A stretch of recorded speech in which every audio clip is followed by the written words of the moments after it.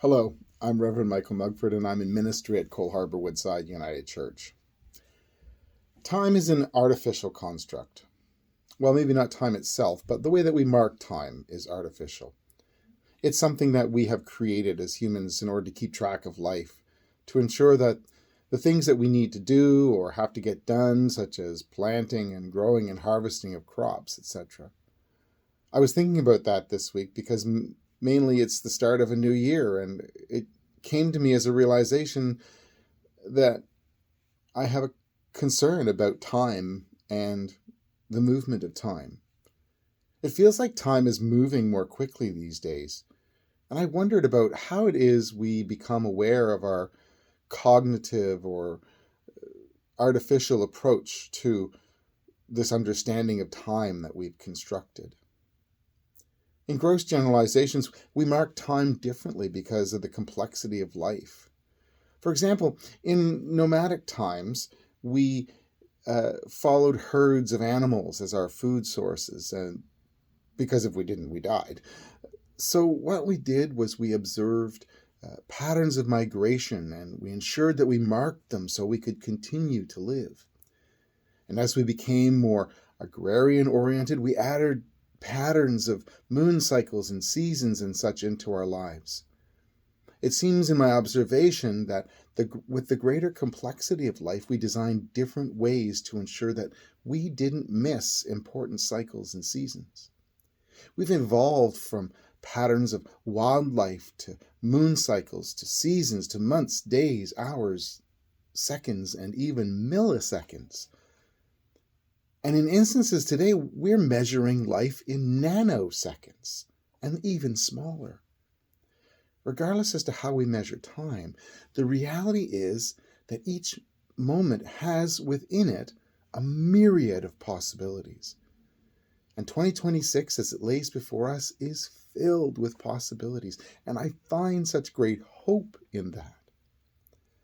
As I write this, it's Epiphany, the 12th day after Christmas, on which we traditionally mark the visitation of the wise ones. This last Sunday, United Churches for Dartmouth offered a combined church service as a way to celebrate Epiphany and the hope that a new year can be for us with the possibilities that are there. How are we going to live into the possibilities that we have in this coming year? Great question for us. Not all the possibilities will be positive. There will be events in our lives and in our world that will happen because life happens. There will be sorrow and pain and loss and even death, but there will also be hope, joy, peace, and love. There'll be companionship. There'll be new life and so much more. In faith, we carry these ideas and hopes and dreams and possibilities, much like those wise ones did from the story of Matthew's account of Jesus' birth. One of the ideas from the little skit that my colleagues and I offered on Sunday at that combined service has really struck me as I thought about this reflection. In the skit, there are four wise ones, one being a bit goofy throughout, but in the end offers a line that I found so deeply poignant.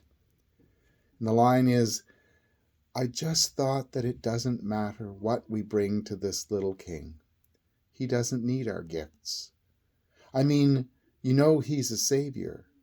I mean, he's a gift to us. Maybe I was hoping that he's bigger than all my mistakes.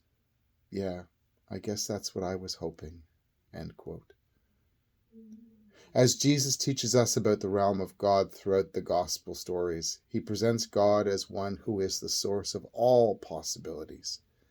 Jesus offers a glimpse of how we are as regular people, how we're able to be forward and to move past the things that have held us up. We move forward in hope, peace, joy, and love. Each one of us has ideas about how the realm of God may unfold around us, and the possibilities that are all accessible to us.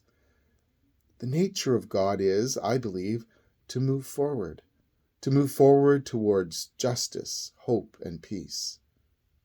I believe that each of us carries a spark of the divine within, and if God's character is one of ultimate possibilities, and that we are a spark of God, then that same ultimate possibility is there for us. All that remains is for us to live into the divine possibilities that are ours. Just some thoughts for today. Peace.